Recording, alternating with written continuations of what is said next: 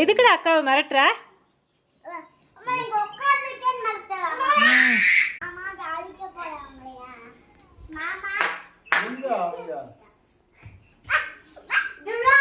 மிரட்டுறான் பாருங்க.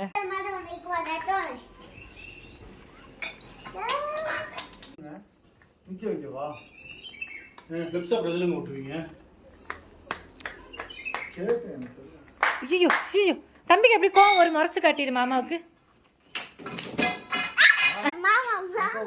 மாமா மறைச்சு காட்டிடுடி.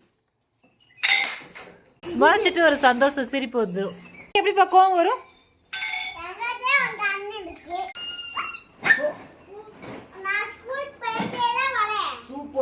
ஐயோ உடச்சிட்டியா போச்சு. அப்பா அடிக்க போறாரு. கொடுத்துரு கொடுத்துரு. அடிச்சிருவோம்.